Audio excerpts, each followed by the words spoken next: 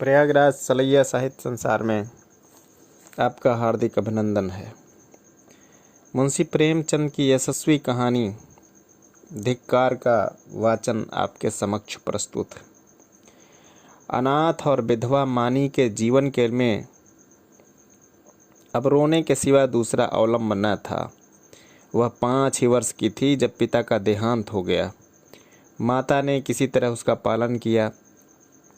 16 वर्ष की अवस्था में मोहल्ले वालों की मदद से उसका विवाह भी हो गया, पर साल के अंदर ही माता और पति दोनों विदा हो गए।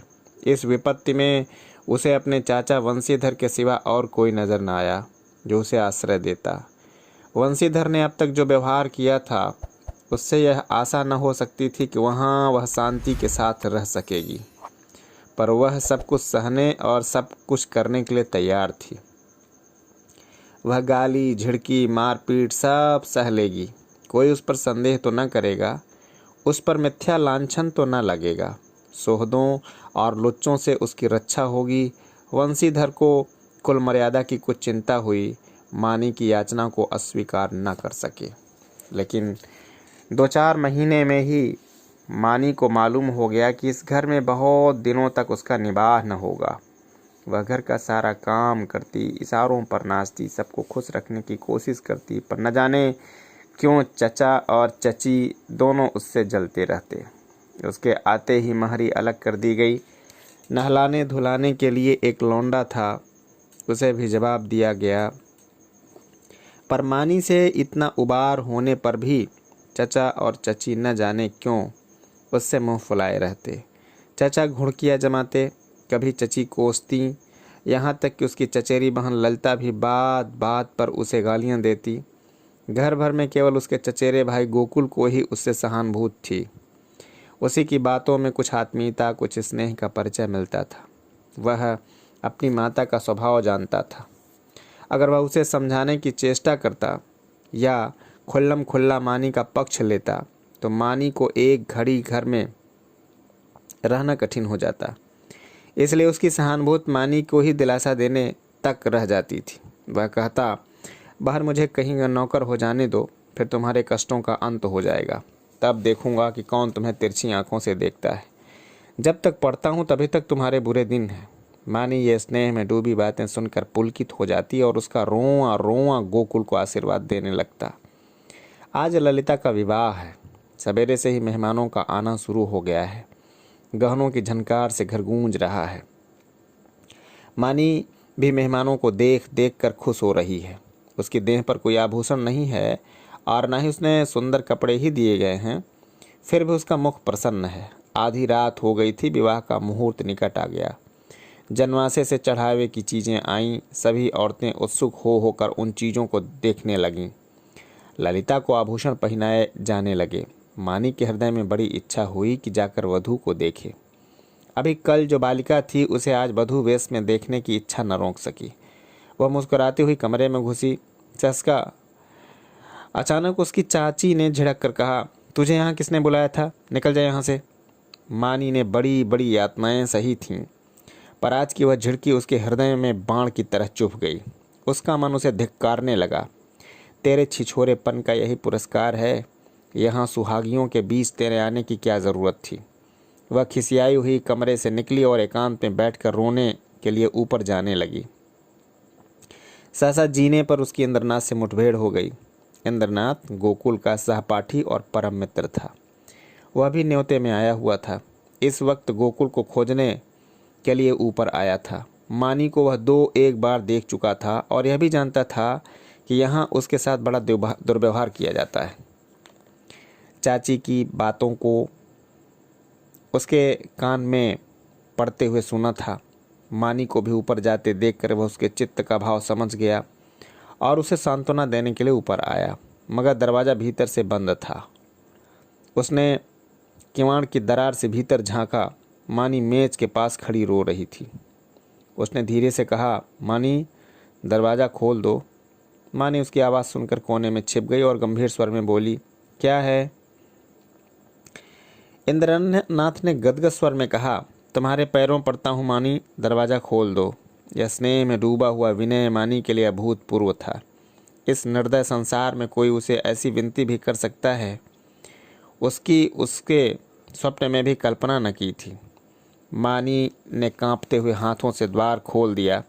इंद्रनाथ झपट कर कमरे में घुसा, देखा तो छत के पंखे के कड़े से एक रस्सी लटक रही है। उसका हृदय कांप उठा।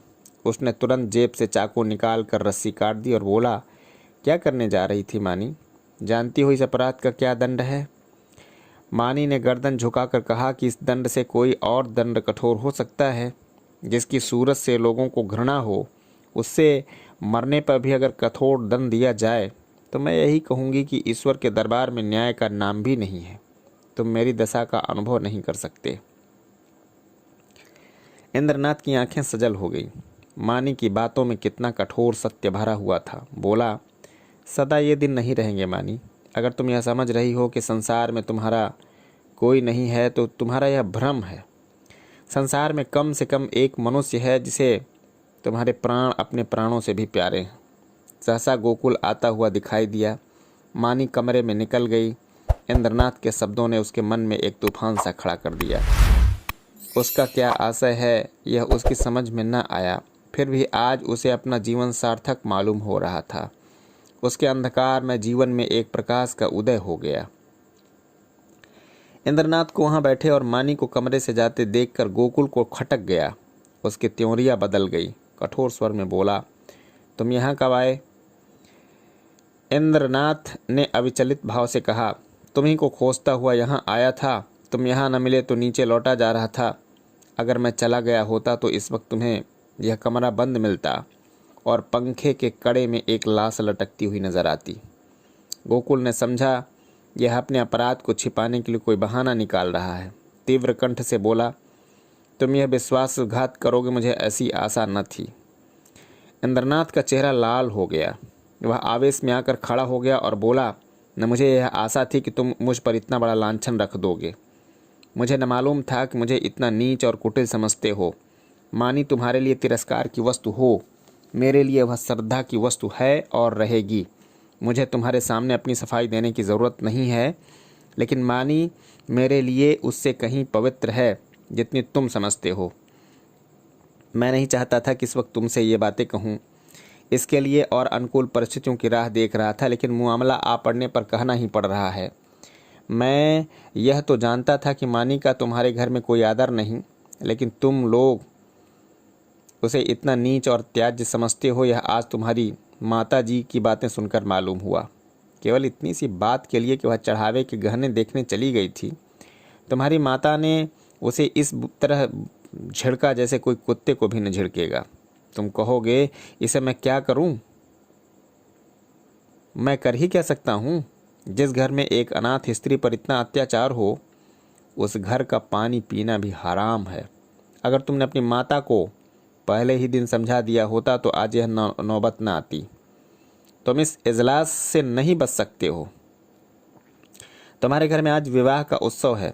मैं तुम्हारे माता पिता से कुछ बातचीत नहीं कर सकता, लेकिन तुमसे कहने में कोई संकोच नहीं है कि मैं मानी को अपनी जीवन सहचरी बनाकर अपने को धन्य समझूंगा। मैंने समझा था अपना कोई ठिकाना करके यह सब प्रस्ताव करूंगा, पर मुझे भय है कि और विलंब करने में शायद मानी के हाथ न धोना पड़े। इसलिए तुम्हें और तुम्हारे घर वालों को चिंता से मुक्त करने के लिए मैं आज ही यह प्रस्ताव किए देता हूँ। गोकुल के हृदय में इंद्रनाथ के प्रति ऐसी श्रद्धा कभी न हुई थी। उस पर ऐसा संदेह करके वह बहुत ही लज्जित हुआ। उसने यह अनुभव भी किया कि माता के भय से मैं मानी के विषय में तटस्थ रहकर कायरता का दोषी हुआ हूँ। यह केवल कायरता थी और कुछ नहीं। कुछ झेंपता हुआ बोला, अगर अम्मा ने मानी को इस बात पर झिड़का तो यह उनकी मूर्खता है। मैं उनसे अवसर मिलते ही पूछूंगा। इंद्रनाथ, अब पूछने पाछने का समय निकल गया है। मैं चाहता हूँ कि तुम मानी के इस विषय में सलाह करके मुझे बतला दो। मैं नहीं चाहता था कि अब वह यहाँ क्षण भर भी रहें। मुझे आज मालूम हुआ कि वह गर्विणी प्रकृति की स्त्री है, और सच पूछो तो मैं उसके स्वभाव पर मुग्ध हो गया हूँ। ऐसी स्त्री अत्याचार नहीं सह सकती। गोकुल ने डरते डरते कहा, लेकिन तुम्हें मालूम है वह विधवा है। जब हम किसी के हाथों का अपना असाधारण हित होते देखते हैं तो हम अपनी बुराइयां उसके सामने खोल कर रख देते हैं। हम उसे दिखाना चाहते हैं कि हम आपकी इस कृपा कि सर्वथा अयोग्य नहीं है। इंद्रनाथ ने मुस्कुराकर कहा, जानता हूँ, सुन चुका हूँ, और इसलिए तुम्हारे बाबूजी से कुछ कहने का मुझे अब तक साहस नहीं हुआ, लेकिन न जानता तो भी इसका निश्चय मेरे पर कोई असर न पड़ता। मानी विधवा ही नहीं, अछूत हो, उसे भी गई बीती अगर कुछ भी हो सकती है, वह भी हो तो भी मेरे लिए वह रमणी रत्न है। हम छोटे मोटे कामों के लिए तजर्बेकार आदमी खोजते हैं, मगर जिसके साथ हमें जीवन यात्रा करनी है उसमें तजर्बे का होना ऐब समझते हैं। मैं न्याय का गला घोटने वालों में नहीं हूँ। विपत्ति से बढ़कर तजर्बा सिखाने वाला कोई विद्यालय आज तक नहीं खोला। जिसने इस विद्यालय में डिग्री ले ली उसके हाथों में हम निश्चिंत होकर के जीवन की बागडोर दे सकते हैं। किसी रमणी का विधवा होना मेरी आंखों में दोष नहीं, गुण है। गोकुल ने प्रसन्न होकर कहा, लेकिन तुम्हारे घर के लोग? इंद्रनाथ ने दृढ़ता से कहा, मैं अपने घर वालों को इतना मूर्ख नहीं समझता कि इस विषय में आपत्ति करें, लेकिन वे आपत्ति करें तो मैं अपनी किस्मत अपने हाथ में ही रखना पसंद करता हूँ। मेरे बड़ों के मुख पर मैं अपनी आत्मा के विकास के लिए इसे गर्व समझता हूँ और अपने जीवन का मैं खुद निर्माता हूँ। गोकुल ने कुछ संकित होकर कहा, और अपनी अगर मानी न मंजूर करे तो? इंद्रनाथ को यह शंका बिल्कुल निर्मूल जान पड़ी। बोले, तुम इस समय बच्चों की सी बातें कर रहे हो गोकुल। यह मानी हुई बात है कि मानी आसानी से मंजूर न करेगी। वह इस घर में ठोकरें खाएंगी, झटकियाँ सहेगी, गालियाँ सुनेगी, पर इसी घर में रहेगी। युगों के संस्कारों को मिटा देना आसान नहीं है, लेकिन हमें उसको राजी करना पड़ेगा। उसके मन में संचित संस्कारों को निकालना पड़ेगा। मैं विधवाओं के पुनर्विवाह के पक्ष में नहीं हूँ। मेरा ख्याल है कि पातिव्रत का यह अलौकिक आदर्श संसार का अमूल्य रत्न है और हमें बहुत सोच समझकर उस पर आघात करना चाहिए। लेकिन मानी के विषय में वह बात ही नहीं उठती। प्रेम और भक्ति नाम से नहीं, व्यक्ति से होती है। जिस पुरुष की उसने सूरत भी नहीं देखी, उससे उसे प्रेम नहीं हो सकता। केवल रश्म की बात है। इस आडंबर की, इस दिखावे की हमें परवाह न करनी चाहिए। देखो, शायद कोई तुम्हें बुला रहा है। मैं चलता हूँ, 2-3 दिन में फिर मिलूँगा, मगर ऐसा न हो कि तुम संकोच में पड़कर सोचते विचारते रह जाओ और दिन निकलते चले जाएं। गोकुल ने उसके गले में हाथ डालकर कहा, मैं परसों खुद आऊँगा। बारात विदा हो गई। मेहमान भी रुखसत हो गए थे। रात के 9 बज गए थे। विवाह के बाद नींद मशहूर है। घर के सभी लोग सरेआम से सो रहे थे। कोई चारपाई पर, कोई तख्त पर, कोई जमीन पर, जिसे जहाँ जगह मिल गई वहीं सो रहा था। केवल मानी घर की देखभाल कर रही थी और ऊपर गोकुल अपने कमरे में बैठा हुआ समाचार पत्र पढ़ रहा था। सहसा गोकुल ने पुकारा, मानी, एक गिलास ठंडा पानी तो लाना, बड़ी प्यास लगी है। मानी पानी लेकर ऊपर गई और मेज पर पानी रखकर लौटना ही चाहती थी। गोकुल ने कहा, जरा मानी, तुमसे कुछ कहना है।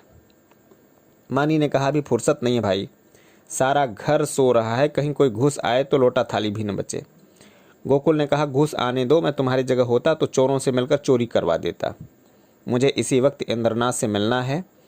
मैंने उसे आज मिलने का वचन दिया है। देखो, संकोच मत करना, मैं जो बात पूछ रहा हूँ उसका जल्द उत्तर देना। देर होगी तो वह घबराएगा। इंद्रनाथ को तुमसे प्रेम है, यह तुम जानती हो ना? मानी ने मुँह फेर कर कहा, यही बात कहने के लिए मुझे बुलाया था? मैं कुछ नहीं जानती। गोकुल, खैर, यह वह जाने और तुम जानो, वह तुमसे विवाह करना चाहता है। वैदिक रीत से विवाह होगा, तुम्हें स्वीकार है? मानी की गर्दन शर्म से झुक गई। वह कुछ जवाब न दे सकी। गोकुल ने फिर कहा, दादा और अम्मा से यह बात नहीं कही गई? इसका कारण तुम जानती हुई हो। वह तुम्हें घुड़कियाँ दे देकर, जला जला करके चाहे मार डालें, पर विवाह करने की सम्मत कभी न देंगे। इससे उनकी नाक कट जाएगी। इसलिए अब यह निर्णय तुम्हारे ही ऊपर है। मैं तो समझता हूँ कि तुम्हारे ऊपर क्या, वह तुम्हें स्वीकार कर लेना चाहिए। इंद्रनाथ तुमसे प्रेम करता है ही, यूँ भी निष्कलंक चरित्र का आदमी है और बल्ला का दिलेर। भय तो उसे छू ही नहीं गया। मुझे तुम्हें सुखी देख करके सच्चा आनंद होगा। मानी के हृदय में एक वेग उठ रहा था, मगर मुँह से आवाज़ न निकली। गोकुल ने आपकी खींच कर कहा, देखो मानी, यह चुप रहने का समय नहीं है। सोचती क्या हो? मानी ने कांपते हुए स्वर में कहा, हाँ, गोकुल के हृदय का बोझ हल्का हो गया, मुस्कराने लगा। मानी शर्म से मारे वहाँ से भाग गई। शाम को गोकुल ने अपनी माँ से कहा, अम्मा, इंद्रनाथ के घर आज कोई उत्सव है। उसकी माता अकेली घबरा रही थी कि कैसे काम होगा। मैंने कहा कि मानी को भेज दूंगा, तुम्हारी आज्ञा हो तो मानी को पहुंचा दूं, कल परसों तक चली आएगी। मानी उस वक्त वहां आ गई। गोकुल ने उसकी ओर कनखियों से ताका। मानी लज्जा से गड़ गई, भागने का रास्ता न मिला। माँ ने कहा, मुझसे क्या पूछते हो, वह जाए तो ले जाओ। गोकुल ने कहा, कपड़े पहनकर तैयार हो जाओ, तुम्हें इंद्रनाथ के घर चलना है।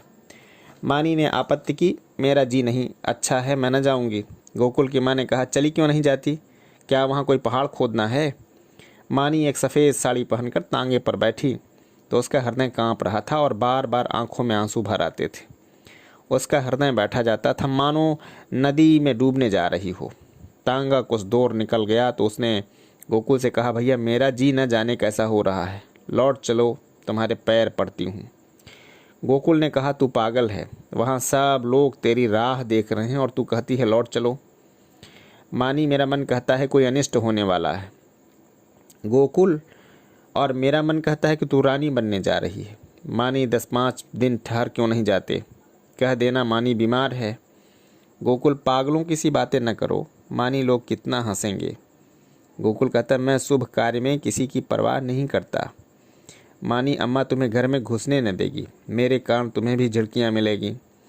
गोकुल, इसकी कोई परवाह नहीं है, उनकी तो यह आदत ही है। तांगा पहुंच गया। इंद्रनाथ की माता विचारशील महिला थीं। उन्होंने आकर वधू को उतारा और भीतर ले गईं। गोकुल यहाँ से घर चला तो 11 बज रहे थे। एक ओर तो शुभ कार्य के पूरा करने का आनंद था, दूसरी ओर भय था कि कल मानी न जाएगी तो लोगों को क्या जवाब दूंगा। उसने निश्चय किया कि चलकर सब साफ साफ कह दूं। छिपाना व्यर्थ है, आज नहीं कल, कल नहीं परसों तो सब कुछ कहना ही पड़ेगा। आज ही क्यों न कह दूं। यह निश्चय करके वह घर में दाखिल हुआ। माता ने किवाड़ खोलते हुए कहा, इतनी रात तक क्या करने लगे, उसे भी क्यों नहीं लेते आए, कल सवेरे चौका बर्तन कौन करेगा। गोकुल ने सिर झुकाकर कहा, वह तो सब शायद लौट करके ना आवे अम्मा, उसके वहीं रहने का प्रबंध हो गया है। माता ने आंख फाड़ कर कहा, क्या बकता है, भला वह वहाँ कैसे रहेगी। गोकुल, इंद्रनाथ से उसका विवाह हो गया है। माता मानो आकाश से गिर पड़ी। उसे कुछ सुध नहीं रही कि मेरे मुंह से क्या निकल रहा है, कुलांगार, भणवा, हरामजादा और न जाने क्या क्या क्या क्या कहा। यहाँ तक कि गोकुल का धैर्य चरम सीमा का उल्लंघन कर गया। उसका मुंह लाल हो गया, त्योरियां बढ़ गईं। बोला, अम्मा बस करो, अब मुझसे इससे ज़्यादा सुनने की सामर्थ्य नहीं है। अगर मैंने कोई अनुचित कर्म किया होता तो आपकी जूतियां खाकर भी सिर न उठाता, मगर मैंने कोई अनुचित कर्म नहीं किया। मैंने वही किया जो ऐसी दशा में मेरा कर्तव्य था और जो हर एक भले आदमी को करना चाहिए। तुम मूर्ख हो, तुम्हें कुछ नहीं मालूम कि समय की क्या प्रगति है। इसलिए अब तक मैंने धैर्य के साथ तुम्हारी गालियाँ सुनी तुमने, और मुझे दुख देने के साथ कहना पड़ता है कि पिताजी ने भी मानी के जीवन को नारकी बना रखा था। तुमने उसे ऐसी ऐसी ताड़नाएँ दी जो कोई अपने शत्रु को भी न देगा। इसीलिए ना कि वह तुम्हारी आश्रिता थी, इसीलिए ना कि वह अनाथिनी थी। अब वह तुम्हारी गालियाँ खाने ना आवेगी। जिस दिन तुम्हारे घर विवाह का उत्सव हो रहा था, तुम्हारे ही एक कठोर वाक्य से आहत होकर वह आत्महत्या करने जा रही थी। इंद्रनाथ उस समय ऊपर न पहुंच जाते तो आज हम, तुम और सारा घर हवालात के में बैठे हवा खा रहे होते। माता ने आंखें मटका कर कहा, आहा, कितने सपूत बेटे हो कि तुम सारे घर को संकट से बचा लिया। क्यों न हो, अभी बहन की बारी है, कुछ दिन में मुझे ले जाकर किसी के गले बांध आना, फिर तुम्हारी चांदी हो जाएगी। यह रोजगार सबसे अच्छा है, पढ़ लिख कर क्या करोगे। गोकुल मर्म वेदना से तलमिला उठा, व्यथित कंठ से बोला, ईश्वर न करे कि कोई बालक तुम जैसी माता के गर्भ से जन्म ले, तुम्हारा मुंह देखना भी पाप है। यह कहता हुआ घर से निकल पड़ा और उन्मत्तों की तरह एक तरफ चल खड़ा हुआ। जोर के झोंके चल रहे थे, पर उसे ऐसा मालूम हो रहा था कि सांस लेने के लिए हवा नहीं है। 1 सप्ताह बीत गया पर गोकुल का पता ही नहीं। इंद्रनाथ को बम्बई में एक जगह मिल गई, वह वहाँ चला गया था। वहाँ रहने का प्रबंध करके वह अपनी माता को तार देगा और तब सास और बहू वहाँ चली जाएंगी। वंशीधर को पहले संदेह हुआ कि गोकुल इंद्रनाथ के घर छिपा होगा, पर जब वहाँ पता न चला तो उन्होंने सारे शहर में खोज पूछ शुरू की। जितने मिले स्नेही संबंधी थे सभी के घर गए, पर सब जगह से साफ जवाब पाया। दिन भर दौड़ धूप कर शाम को घर आते तो स्त्री को आड़े हाथों लेते और कोसों लड़कों को पानी पी करके कोसो, न जाने तुम्हें कभी बुद्धि आएगी भी या नहीं। गई थी चुड़ैल जाने देती, एक बोझ सिर से टला, एक महरी रख लो काम चल जाएगा। जब वह न थी तो क्या घर भूखों मरता था। विधवाओं के पुनर्विवाह चारों ओर तो हो रहे हैं। यह कोई अनहोनी बात नहीं है। हमारे वश की बात होती तो इस विधवा विवाह के पक्षपातियों को देश से निकाल देते, साफ देकर जला देते, लेकिन यह हमारे वश की बात नहीं है। फिर तुमने इतना भी न हो सका कि मुझसे तो पूछ लेती, मैं जो उचित समझता करता। क्या तुमने यह नहीं समझा था मैं दफ्तर से लौटकर आऊँगा ही नहीं, वही मेरी अंत्येष्टि हो जाएगी। बस लड़के पर टूट पड़ी। अब रो खूब दिल खोल करके। संध्या हो गई थी। वंशीधर स्त्री को फटकारे सुना करके द्वार पर उद्वेग की दशा में टहल रहे थे। रह रह कर मानी पर क्रोध आता था। इसी राक्षसी के कारण मेरे घर का सर्वनाश हुआ। न जाने किस बुरी साइज में आई थी कि घर को मिटाकर छोड़ा। वह न आई होती तो आज क्यों यह बुरे दिन देखने पड़ते। कितना होनहार, कितना प्रतिभाशाली लड़का था, न जाने कहाँ चला गया। एकाएक एक बुढ़िया उनके समीप आकर आई और बोली, बाबू साहब यह खत लाई हूँ, ले लीजिए। वंशीधर ने लपक कर बुढ़िया के हाथ से पत्र ले लिया। उनकी छाती आशा से धक धक करने लगी। गोकुल ने शायद यह पत्र लिखा होगा। अंधेरे में कुछ न सूझा, पूछा, कहाँ से लाई है। बुढ़िया ने कहा, वही जो बाबू हुसैनगंज में रहते हैं, जो बम्बई में नौकर हैं, उन्हीं की बहू ने भेजा है। वंशीधर ने कमरे में जाकर लैंप जलाया और पत्र पढ़ने लगे। मानी का खत लिखा था। उसमें लिखा था, पूज्य चाचा जी, अभागिनी मानी का प्रणाम स्वीकार कीजिए। मुझे यह सुनकर अत्यंत दुख हुआ कि गोकुल भैया कहीं चले गए और अब तक उनका पता नहीं है। मैं ही इसका कारण हूँ। यह कलंक मेरे ही मुख पर लगना था, वह भी लग गया। मेरे कारण आपको इतना शोक हुआ, इसका मुझे बहुत दुख है, मगर भैया आवेंगे अवश्य, मुझे विश्वास है। मैं इसी 9 बजे वाली गाड़ी से बम्बई जा रही हूँ। मुझे जो कुछ अपराध किए हुए हैं उन्हें क्षमा कीजिएगा और चाची से मेरा प्रणाम कहिएगा। मेरी ईश्वर से यही प्रार्थना है कि गोकुल भैया सकुशल घर लौट आवें। ईश्वर की इच्छा हुई तो भैया के विवाह में आपके चरणों के दर्शन करूँगी। वंशीधर के पत्र पढ़ करके उसके पुर्जे पुर्जे फाड़ डाला। घर में देखा तो 8 बज चुके हैं। तुरंत कपड़े पहने सड़क पर आकर एक्का किया और स्टेशन चले। बम्बई मेल प्लेटफार्म पर खड़ा था। मुसाफिरों में भगदड़ मची हुई थी। खोंचे वालों की चीख पुकार में कान में पड़ी आवाज़ न सुनाई देती थी। गाड़ी छूटने में थोड़ी ही देर थी। मानी और उसकी सास एक जनाने कमरे में बैठी हुई थी। मानी सजल नेत्रों से सामने ताक रही थी। अतीत चाहे दुखद ही क्यों न हो, उसकी स्मृतियाँ मधुर होती हैं। मानी आज उन बुरे दिनों को स्मरण करके सुखी हो रही थी। गोकुल से अब न जाने कब भेंट होगी। चाचा जी आ जाते, उनके दर्शन कर लेती। कभी कभी बिगड़ते थे तो क्या, उसके भले ही के लिए डांटते थे। वह आवेंगे नहीं। अब तो गाड़ी छूटने में देर ही है। कैसे आवें, समाज में हलचल न मच जाएगी। भगवान की इच्छा होगी तो अब की जब यहाँ आऊँगी तो ज़रूर उनके दर्शन करूँगी। एकाएक उन्हें लाल चश्मे पहने लाला वंशीधर को आते देखा। वह गाड़ी से निकलकर बाहर खड़ी हो गई और चाचा जी की ओर बढ़ी।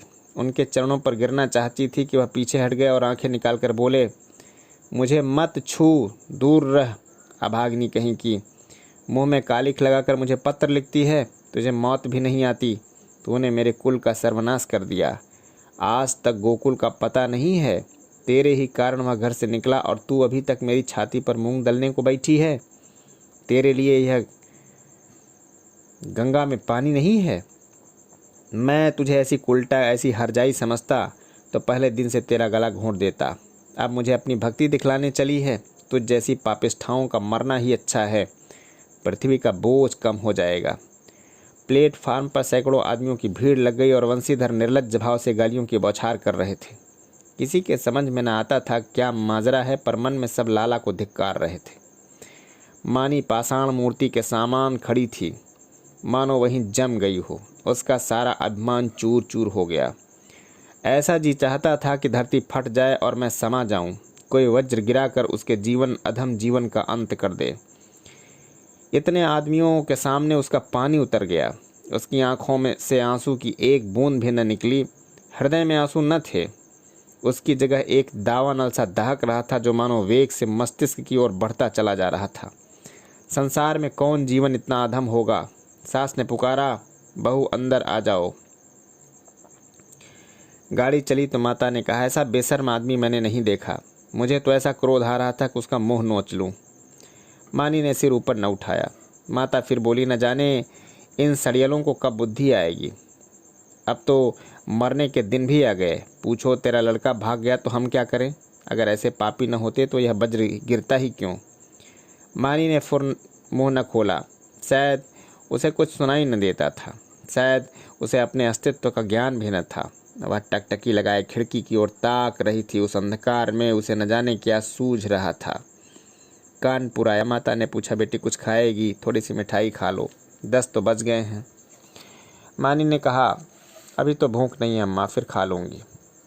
माता सोई, मानी भी लेटी, पर चाचा की वह सूरत आंखों के सामने खड़ी थी और उनकी बातें कानों में गूंज रही थी। आह, मैं इतनी नीच हूँ, ऐसी पतित कि मेरे बर जाने से पृथ्वी का भार हल्का हो जाएगा। क्या कहा तू? अपने माँ बाप की बेटी है तो फिर मुँह मत दिखाना। न दिखाऊंगी। जिस मुँह पर कालिमा लगी हुई है उसे किसी को दिखाने की इच्छा भी नहीं है। गाड़ी अंधकार को चीरती हुई चली जा रही थी। मानी ने अपना ट्रंक खोला, अपने आभूषण निकाल कर उसमें रख दिए। फिर इंद्रनाथ का चित्र निकाल कर उसे देर तक देखती रही। उसकी आंखों में गर्व की एक झलक सी दिखाई दी। उसने तस्वीर रख दी और आप ही आप, नहीं नहीं, मैं तो तुम्हारे जीवन को कलंकित नहीं कर सकती। तुम देवतुल्य हो, तुमने मुझ पर दया की है। मैं अपने पूर्व संस्कारों का प्रायश्चित कर रही थी। तुमने मुझे उठाकर हृदय से लगा लिया, लेकिन मैं तुम्हें कलंकित न करूँगी। तुम्हें मुझसे प्रेम है, तुम मेरे लिए अनादर, अपमान, निंदा सब सह लोगे, पर मैं तुम्हारे जीवन का भार न बनूंगी। गाड़ी अंधकार को चीरती चली जा रही थी। मानो आकाश की ओर इतनी देर तक देखती रही कि सारे तारे अदृश्य हो गए और अंधकार में अपनी माता का स्वरूप दिखाई दिया। ऐसा उज्जवल, ऐसा प्रत्यक्ष कि उसने चौंक कर आंखें बंद कर ली। फिर कमरे के अंदर देखा तो माताजी सो रही थी। न जाने कितनी रात गुजर चुकी थी। दरवाज़ा खुलने की आहट से माताजी की आंख खुल गई। गाड़ी तेजी से चली जा रही थी, मगर बहू का पता न था। वह आंखें मलकर उठ बैठी और पुकारा, बहू बहू। कोई जवाब न मिला। उनका हृदय धक धक करने लगा। ऊपर के बर्थ पर नज़र डाली, पेशाब खाने में देखा, बेंचों के नीचे देखा, बहू कहीं न थी। तब वह द्वार पर आकर खड़ी हो गई। शंका हुई, यह द्वार किसने खोला? कोई गाड़ी में तो नहीं आया? उनका जी घबराने लगा। उन्होंने किवाड़ बंद कर दिए और ज़ोर ज़ोर से रोने लगी। किससे पूछे? डाक गाड़ी अब न जाने कितनी देर में रुकेगी। कहती थीं, बहू मर्दानी गाड़ी में बैठो, पर मेरा कहना न माना। कहने लगी, अम्मा जी आपको सोने की तकलीफ़ होगी, यही आराम दे गई। सहसा उसे खतरे की जंजीर याद आई। उसने ज़ोर ज़ोर से कई बार जंजीर खींची। कई मिनट के बाद गाड़ी रुकी। गार्ड आया। पड़ोस के कमरे में 2-4 आदमी और भी आ गए। फिर लोगों ने सारा कमरा तलाश किया। नीचे तख्ते को ध्यान से देखा। रक्त का कोई चिन्ह न था। असबाब की जांच की। बिस्तर, संदूक, संदूकची, बर्तन सब मौजूद थे। ताले भी सबके बंद थे। कोई चीज़ गायब न थी। अगर बाहर से कोई आदमी आता तो चलती गाड़ी से जाता कहाँ? एक स्त्री को लेकर गाड़ी से कूद जाना असंभव था। इन लोगों ने कुछ अनुमान किया। सब लोग इन लक्षणों से इसी नतीजे पर पहुंचे कि मानी द्वार खोलकर बाहर झांकने लगी होगी और मुठिया हाथ से छूट जाने के कारण गिर पड़ी होगी। गार्ड भला आदमी था। उसने नीचे उतरकर 1 मील तक सड़क के दोनों तरफ तलाश किया। मानी का कोई निशान न मिला। रात को इससे ज़्यादा और क्या किया जा सकता था? माता जी को कुछ लोग आग्रहपूर्वक एक मर्दाने डब्बे में ले गए। यह निश्चय हुआ कि माताजी अगले स्टेशन पर उतर पड़ें और सवेरे इधर उधर दूर तक देखभाल की जाए। विपत्ति में हम प्रमुखापेक्षी हो जाते हैं। माताजी उसका मुंह देखती, कभी उसकी याचना से भरी हुई आंखें मानो सबसे कह रही थीं, कोई मेरी बच्ची की खोज क्यों नहीं लाता। हाय, अभी तो बेचारी की चुंदरी भी नहीं मैली हुई। कैसे कैसे साधुओं और अरमानों से भरी पति के पास जा रही थी। कोई दुष्ट वंशीधर से जाकर क्यों कहे, ले तेरी मनोभिलाषा पूरी हो गई, तू जो चाहता था वह पूरा हो गया। क्या अब भी तेरी छाती नहीं जुड़ाती। वृद्धा बैठी रो रही थी और गाड़ी अंधकार को चीरती चली गई। रविवार का दिन था। संध्या समय इंद्रनाथ 2-3 मित्रों के साथ अपने घर की छत पर बैठा हुआ था। आपस में हास परिहास हो रहा था। मानी का आगमन इस परिहास का विषय था। एक मित्र बोले, क्यों इंद्र, तुमने तो वैवाहिक जीवन का कुछ अनुभव किया है, हमें क्यों सलाह देते हो। बनाए कहीं घोंसला, या तो यूं ही डालियों पर बैठे बैठे दिन काटें। पत्र पत्रिकाओं को देखकर तो यही मालूम होता है कि वैवाहिक जीवन और नरक में कुछ थोड़ा सा ही अंतर है। इंद्रनाथ ने मुस्कुराकर कहा, यह तो तकदीर का खेल है भाई, 16वां आना तकदीर का। अगर एक दशा में वैवाहिक जीवन नरक तुल्य है तो दूसरी दशा में स्वर्ग से कम भी नहीं है। दूसरे मित्र बोले, इतनी आज़ादी तो भला क्या रहेगी। इंद्रनाथ, इतनी क्या, इसका शतांश भी न रहेगी। अगर तुम रोज़ सिनेमा देखकर 12 बजे घर लौटना चाहते हो, 9 बजे सोकर उठना चाहते हो, दफ्तर से 4 बजे लौटकर ताश खेलना चाहते हो, तो तुम्हें विवाह करने से कोई सुख न होगा। और जो हर महीने सूट बनवाते हो, तब शायद साल भर में भी न बनवा सको। श्रीमान जी तो आज रात की गाड़ी से आ रही हैं, आपकी श्रीमती जी। हाँ, मेल से। मेरे साथ चलकर उन्हें रिसीव करोगे ना। यह भी पूछने की बात है। अब घर कौन जाता है, मगर कल दावत खिलानी पड़ेगी। सहसा तार के चपरासी ने आकर इंद्रनाथ के हाथ में तार का लिफाफा रख दिया। इंद्रनाथ का चेहरा खिल उठा, झट तार खोलकर पढ़ने लगा। एक बार पढ़ते ही उसका हृदय धक से हो गया, सांस रुक गई, सिर घूमने लगा, आंखों की रोशनी लुप्त हो गई, जैसे विश्व पर काला पर्दा पड़ गया हो। उसने तार को मित्रों के सामने फेंक दिया और दोनों हाथों से मुंह ढांप कर फूट फूट कर रोने लगा। दोनों मित्रों ने घबरा कर तार उठा लिया और उसे पढ़ते ही हत बुद्धि से ही दीवार की ओर ताकने लगे। क्या सोच रहे थे और क्या हो गया। तार में लिखा था, मानी गाड़ी से कूद पड़ी, उसकी लाश लालपुर से 3 मील पर पाई गई है। मैं लालपुर में हूँ, तुरंत आओ। एक मित्र ने कहा, किसी शत्रु ने झूठी खबर न भेज दी हो। दूसरे मित्र ने कहा, हाँ, कभी कभी ऐसी लोग शरारतें करते हैं। इंद्रनाथ ने शून्य नेत्रों से उनकी ओर देखा, पर मुंह से कुछ बोले नहीं। कई मिनट तीनों आदमी निर्वाक निष्पन्द बैठे रहे। एकाएक इंद्रनाथ खड़े हो गए और बोले, मैं इस गाड़ी से जाऊंगा। बम्बई से 9 बजे रात को गाड़ी छूटती थी। दोनों मित्रों ने चटपट बिस्तर आज बांध कर तैयार कर दिया। एक ने बिस्तर उठाया, दूसरे ने ट्रंक। इंद्रनाथ ने चटपट कपड़े पहने और स्टेशन चले। निराशा आगे थी, आशा रोती हुई पीछे। 1 सप्ताह गुजर गया था। लाला वंशीधर दफ्तर में आकर द्वार पर बैठे ही थे कि इंद्रनाथ ने आकर प्रणाम किया। वंशीधर उसे देखकर चौंक पड़े।